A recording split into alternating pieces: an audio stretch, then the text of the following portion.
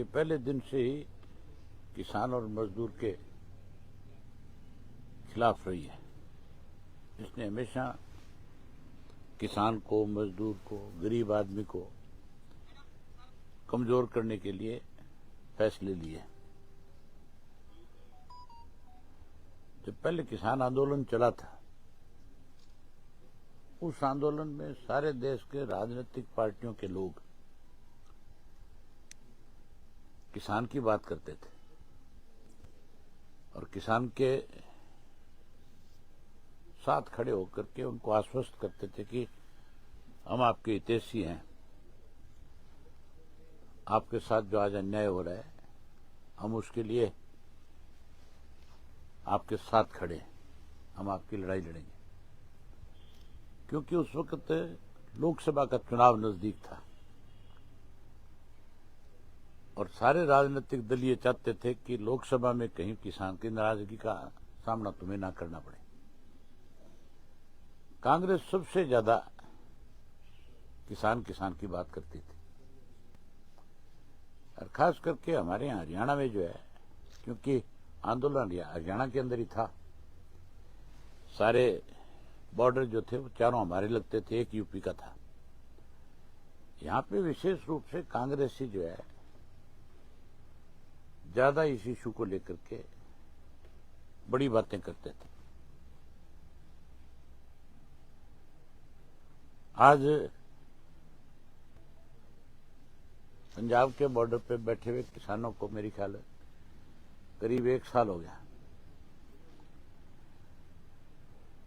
लोकसभा का चुनाव भी जा लिया और विधानसभा का भी जा लिया।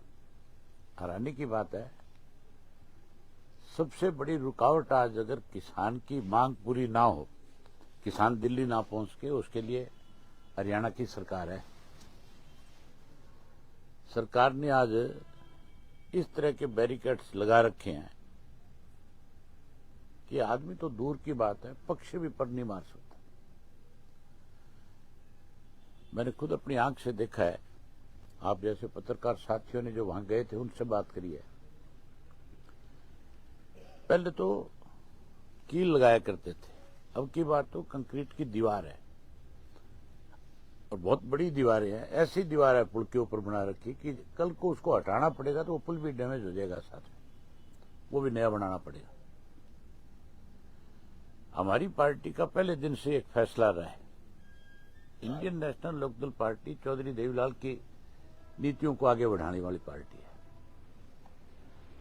हमने सत्ता में रहते हुए हमेशा गरीब आदमी को कैसे आगे बढ़ाया जा सके, किसान की फसल का एक एक दाना खरीदा जाए, मजदूर की न्यूनतम मजदूरी जो बढ़े उसको ज्यादा से ज्यादा सपोर्ट सरकार की मिले, इसके लिए हमने काम किए। और सत्ता से बाहर जब रहे, जब भी किसी ने किसान की, मजदूर की, गरीब की अनदेखी करी, हमने डट करके उसके साथ खड़े होकर के उसकी मदद करी। आज भी इंडियन नेशनल लोकदल पार्टी का एक एक कार्यकर्ता जो है इस आंदोलन में भी किसान के साथ है। हमने अपनी पार्टी के सभी साथियों को बाकायदा तौर पे इस बात की हिदायत दी है कि इस आंदोलन में जहां हमारी जरूरत पड़ेगी हम हर तरह से खुल करके किसान के साथ होंगे और उसकी मदद करेंगे। हमारी पार्टी चौधरी देवीलाल की नीतियों की पार्टी, और चौधरी देवीलाल हमेशा किसान के बहुत बड़े पक्षधर रहे हैं।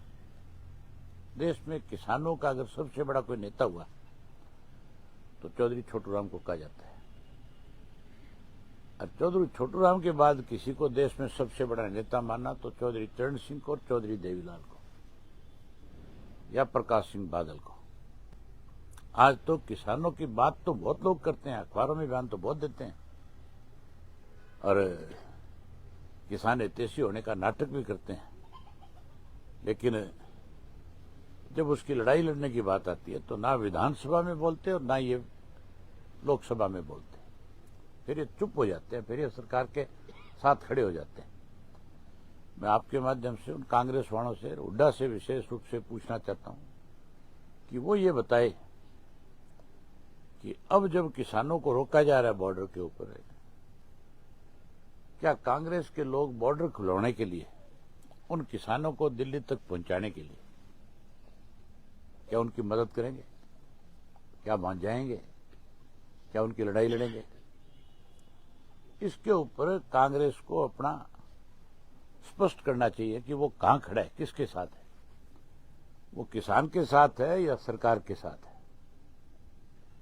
अगर हमें ये कॉल करेंगे पंजाब के किसान नेता कि इंडियन नेशनल लोकदल पार्टी हमारी मदद करे, तो हम खुल करके मदद करेंगे। हमारा एक एक कार्यकर्ता जो है उस बॉर्डर पे जाएगा और उस बॉर्डर से जहां इन्होंने सील कर रखा है वहां से किसान साथियों को लेकर के बॉर्डर तक पहुंचेगा।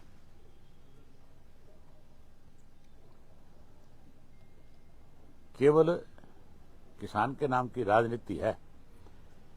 इस मौजूदा बीजेपी की सरकार ने किसान को बर्बाद कर दिया।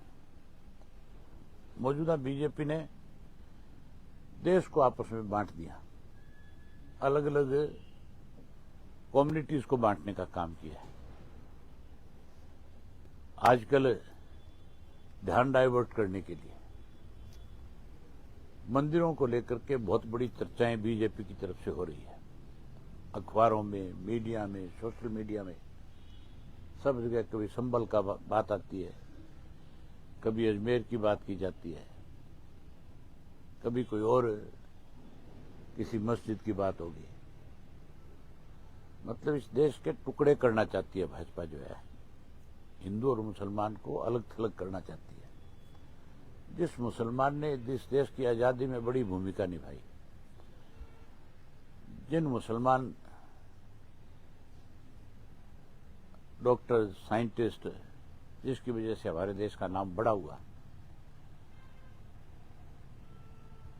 आज उन प्रतिभाओं को कैसे खत्म किया जाए, इस काम में बीजेपी लगी हुई है। अब देश को बचाने के लिए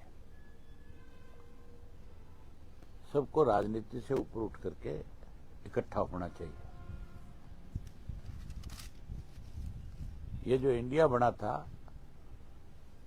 लोगों को उम्मीद थी इस इंडिया से ये स्वार्थ से ऊपर उठ करके आपकी लड़ाई लड़ेगा, और इसी करके इंडिया गठबंधन को इतनी सारी सीटें दे करके एक बड़ी ताकत बनाने का काम किया। बड़ा अच्छा विपक्ष बनाया। बनाना तो सत्ता पक्ष चाहते थे, लेकिन कांग्रेस के अहंकार ने ही उस सत्ता पक्ष को खत्म कर लिया। जो सत्ता में आनी चाहिए थी, इन कांग्रेसियों ने अपने अहंकार से इंडिया गठबंधन को सत्ता में नहीं आने दिया। हरियाणा के अंदर भी भाजपा को लोग सत्ता से बाहर करना चाहते थे। हर आदमी का मन था कि भाजपा की सरकार हर हालत में जाए, लेकिन केवल और केवल कांग्रेस की हठधर्मी हुड्डा की जो फैसला था, हुड्डा कभी नहीं चाहता था। मैं तो पहले भी बहुत खुल करके ये बात कहता था, आज भी कहता हूं, हुड्डा भाजपा के साथ मिला हुआ है और हुड्डा ने ही अब की बार भाजपा को फिर से सत्ता में लाने के लिए बड़े गेम प्लानिंग करी, बड़ा गेम चेंजर रहा। अब तो बावरिया की स्टेटमेंट आने के बाद तो स्पष्ट हो गया, कहां तो हुड्डा जो है उदयभान के माध्यम से टोटल का टोटल ब्लेम जो है ईवीएम पे लगा रहा था। टोटल का टोटल ब्लेम जो है कोई इस बात का लगा रहा था कि सरकार ने ईवीएम के माध्यम से हमें चुनाव हराया है। लेकिन अब बावरिया की स्टेटमेंट के बाद तो स्पष्ट हो गया कि हुड्डा ने ही स्वयं इसको भाजपा को जिताया, कांग्रेस को हराया। मैं आपको एक उदाहरण बताता हूं। हर राजनीतिक दल ने अपने अपने सर्वे कराए थे कि कहां कहां कौन कौन उम्मीदवार जीत रहे हैं, कौन सी पार्टी जीत रही है। बीजेपी ने भी कराए, हमने भी कराए, कांग्रेस ने भी कराए। सर्वे करने वाले मोस्टली जो लोग हैं वो राजनीतिक लोगों से आकर के कांटेक्ट करते हैं और बताते हैं कि जी हमारा पिछला सर्वे ये रहा, इस बार का सर्वे हमारा इस तरह का है, आप भी हमें मौका दो। और जब मैंने उनसे बात करी तो उन्होंने बताया कि हमने भाजपा के लिए सर्वे किया, हमने कांग्रेस के लिए किया, हम आपके लिए भी कर रहे हैं। मैंने जब उनसे पूछा, उन्होंने बताया कि अगर कांग्रेस इन सिटिंग एमएलए के ऊपर दाव लगाएगी तो 14 से 16 सिटिंग एमएलए इनके हार जाएंगे, जिनकी छवि जो है आज की तारीख में अपने विधानसभा क्षेत्र में ठीक नहीं है। और राजनीतिक दल हमेशा अपने कैंडिडेट बदलते हैं। कभी भी किसी भी राजनीतिक दल ने आज तक अपने पुराने घोड़ों के ऊपर दाव नहीं लगाया। हमेशा घोड़े बदलते हैं, हमेशा कैंडिडेट बदले जाते हैं। लेकिन रेड हुई थी ईडी की हुड्डा के करीबियों के ऊपर, और हुड्डा को यह मैसेज दिया गया था कि अब हम तेरे को पकड़ के अंदर ठोकेंगे। ये उसी दिन भाजपा के पास चला गया। उन्होंने इससे कहा कि पहले जितने सीटिंग है तुम्हारे उन सब की टिकट का फाइनल करवा, क्योंकि इसके पास टिकट का फ्री हैंड था। उस रेड के 2 दिन बाद, एक दिन छोड़ करके अगले दिन कांग्रेस के ये ऐलान हो गया था कि सारे सिटिंग एमएलए को टिकट दी जाएगी।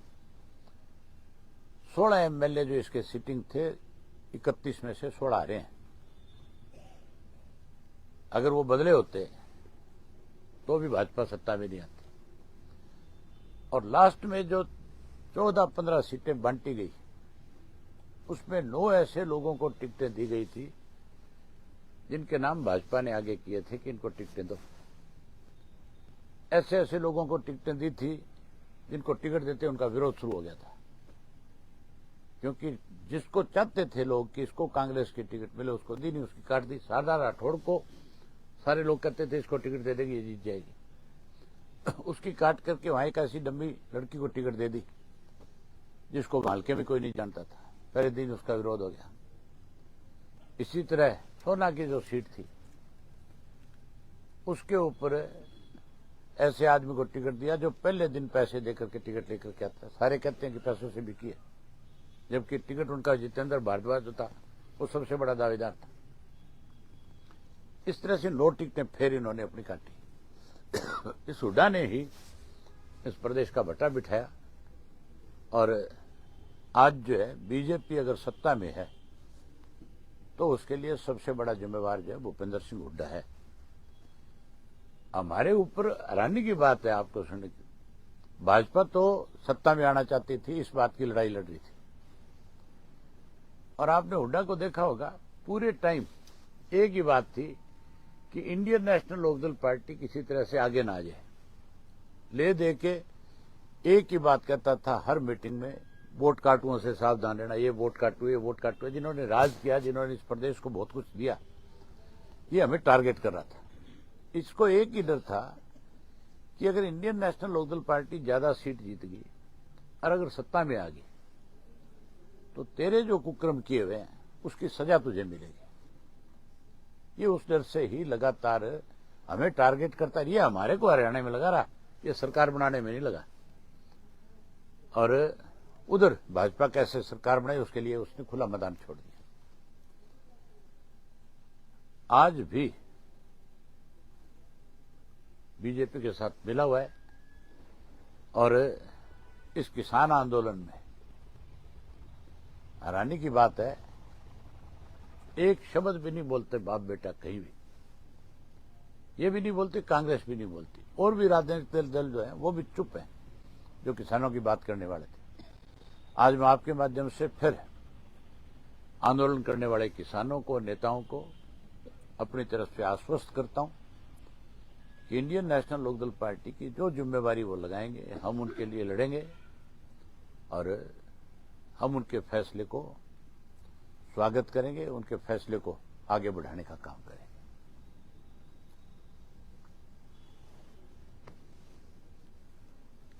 आपने कोई अपनी तरफ से कुछ पूछना हो तो। सर, ईवीएम की जो आपने जिक्र किया है, ईवीएम पे सवाल उठाए जा रहे थे। कुमारी शैलजा ने भी कल उनसे पूछा गया था कि बाबरिया का जो बयान था उस पर क्या कहेंगे, तो इनमें फूट नजर आ रही थी, क्योंकि वो आप मुझे एक चीज बताओ, बात ईवीएम की करते हैं, मैं भी कहता हूं कि बैलेट से चुनाव होना चाहिए। हम भी इस बात के पक्षधर हैं कि बैलेट से अगर चुनाव होता है तो और बड़ा प्रजातंत्र होगा। हो सकता है कोई ईवीएम में हो गड़बड़, लेकिन शैलजा कैसे चुनाव जीती अगर ईवीएम में गड़बड़ थी तो? नहीं जीतती। हुड्डा कैसे जीता है? ईवीएम में गड़बड़ होती तो मैं बाई इलेक्शन कैसे जीतता? फिर तो मुझे भी हराते। उस वक्त तो बीजेपी का मान के चलो बहुत कुछ दांव पे लगा हुआ था। उस वक्त तो भाजपा ये चाहती थी भी किसी तरीके से अभय सिंह को अगर हराएंगे तो किसान हारेगा। वो लड़ाई तो किसान के साथ थी। तो मैं इतना इस चीज को दोषी नहीं मानता। हाँ ठीक है, सारे देश के लोगों की एक डिमांड है कि ईवीएम की बजाय बैलेट से चुनाव हो, बैलेट से कराओ।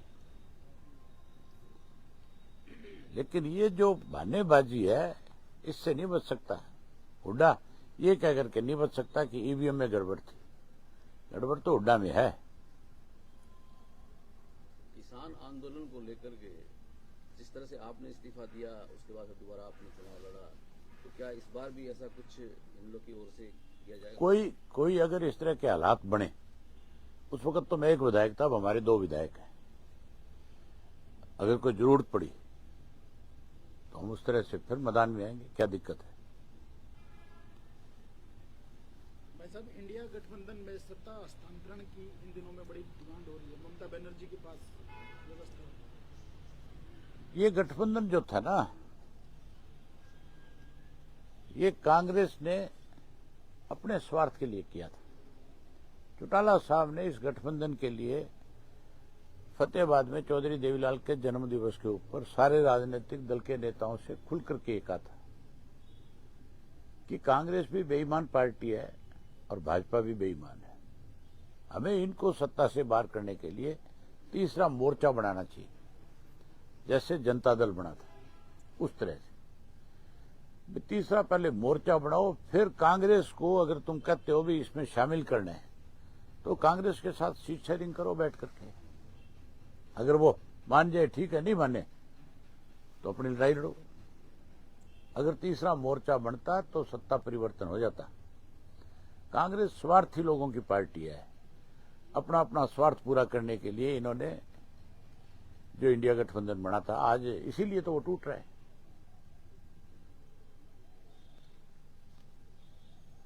विधानसभा में पिछले 5 सालों में या जब भी 10 सालों में आपकी आवाज गूंजा करती थी और जो एक अच्छी सशक्त आप रखते थे तथ्यों से, इस बात ऐसी बात अब दोबारा कोई पहले मैं एक था बोलने वाला, अब हमारी पार्टी के 2 हैं।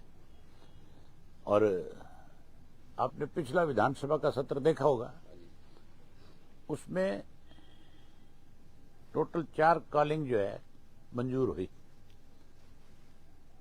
4 में से 3 हमारी थी, इंडियन नेशनल लोकदल पार्टी। हम प्रदेश के लिए चिंतित हैं, हम सत्ता के लिए चिंतित नहीं।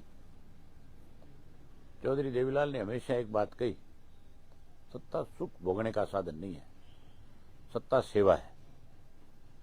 सत्ता में हो तो सेवा करो, और विपक्ष में हो तो सत्ता में बैठे लोग अगर लोगों के ऊपर अत्याचार कर रहे हैं तो उसके लिए संघर्ष करो, उसके लिए लड़ाई लड़ो, उसकी मदद करो।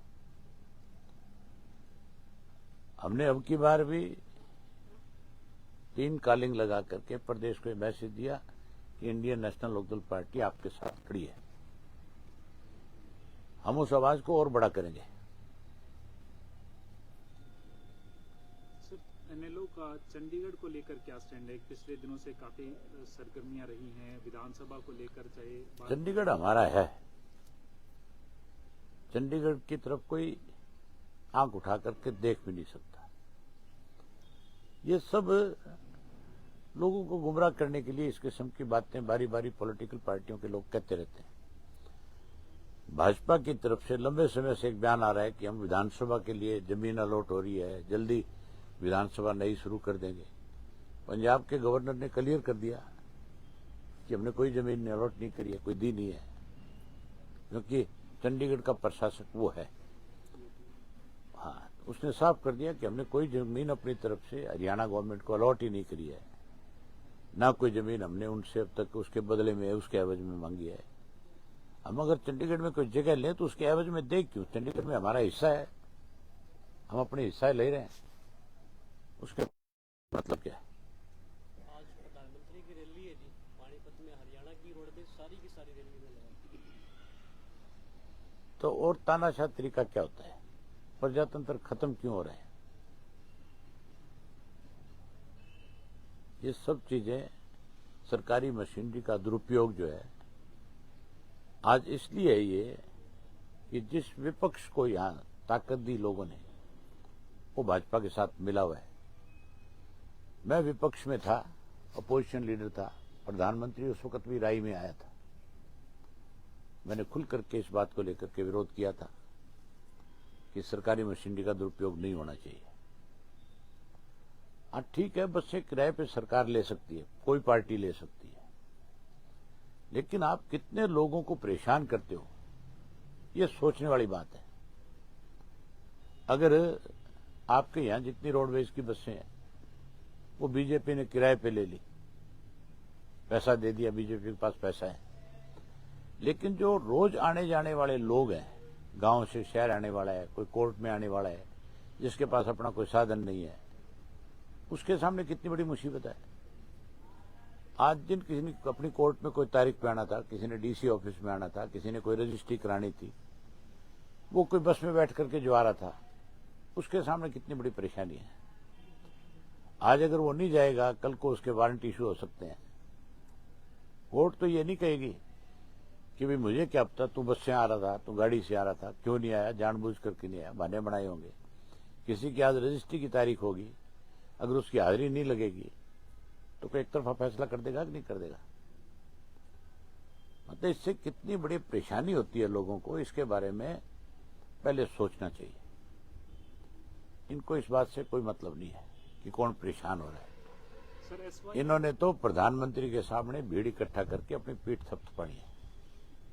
SYL को लेकर आप लंबी लड़ाई लड़ते आ रहे हैं, लेकिन अब पिछले दिनों में सिर्फ सरकार से बात की जाती है तो या तो न्यायालय का एक्सक्यूज देते हैं या मीटिंग का एक्सक्यूज देते हैं, लेकिन कोई फैसला नहीं हो पा रहा है। सरकार के पास तो काम ही एक बचा है कि पंजाब का किसान दिल्ली ना पहुंचे, उसको कैसे रोका जाए, उसी काम में लग रही है। और सरकार के पास कोई काम नहीं है, खाली है, सिवाय अखबारों के कहीं नहीं है सरकार। बेरोजगारी दर भी सर बढ़ती जा रही है। अब ये कहते हैं नई सरकार, नई थोड़ी है, 11 साल पुरानी सरकार है। 10 साल से भाजपा सत्ता में है, ये 11वां साल चल रहा है। इस सब के लिए जिम्मेवार कौन है? बीजेपी जिम्मेवार है। चाहे बेरोजगारी बढ़े, चाहे कोई, आपने देखा नहीं, मंत्री जाकर के सड़कों पे ठोकर मारता है PWD का और सड़क निकलाती है, एक एक्शन को सस्पेंड किया जाता है, उससे पूछने वाला हो तो सारे मामले की इंक्वायरी कराना। 11 साल में क्या हुआ? 10 साल में सारी सड़कें चेक करवा। अगर तू इतना ईमानदार है तो फिर तू, मुझे लगता नहीं कि जिसको इसने सस्पेंड किया मंत्री ने, उसके खिलाफ कोई कार्रवाई होगी। हो सकता है पहली बात तो बहाल हो गया होगा, नहीं 4 दिन बाद हो जाएगा। सर सुप्रीम कोर्ट में सुनवाई है, जो बॉर्डर हरियाणा पंजाब के बंद किए गए, आम लोगों की ट्रांसपोर्टेशन को लेकर भी असुविधा हो रही है और आंदोलन के अधिकार पे भी रोक लग रही है। अब देखो कोर्ट क्या फैसला करती है। कोर्ट ने तो पहले भी कहा था भी खोलो, सरकार ने उसके लिए कोई नया रास्ता निकाल लिया रोकने का। आज क्या फैसला करे कोर्ट? हम तो चाहते हैं कोर्ट खुलवाए रास्ता, किसान को जाने दे। दिल्ली जाने के लिए आप किसी को कैसे रोक सकते? दिल्ली हमारी कैपिटल है, फिर प्रजातंत्र कहाँ है? इसका मतलब आप एक कम्युनिटी को पुलिस के बल से रोकना चाहते हो। एक तरफ उसके हक की बात करते हो, दूसरी तरफ जो है उसके सामने परेशानी खड़ी करते हो। ना उसको खाद मिलता, ना बीज मिलता, ना उसकी फसल बिकती, ना उसको कीड़े मार दवाइयां ठीक मिलती। वो इसीलिए तो आंदोलन कर रहा है। उसको भाव नहीं मिल रहा। हमारा मुख्यमंत्री बयान देता है कि हरियाणा में हम एमएसपी पे खरीद रहे हैं, पंजाब की सरकार खरीदे। एमएसपी बनाता कौन है? केंद्र की सरकार। एमएसपी पे कोई फसल खरीदी जाएगी, पैसा कौन देगा? केंद्र की सरकार। आज भाजपा की सरकार हरियाणा में है तो हो सकता है वहां उनको पैसा मिल रहा हो, पंजाब में पैसा दे दो, सरकार खरीद लेगी। ये भेदभाव है।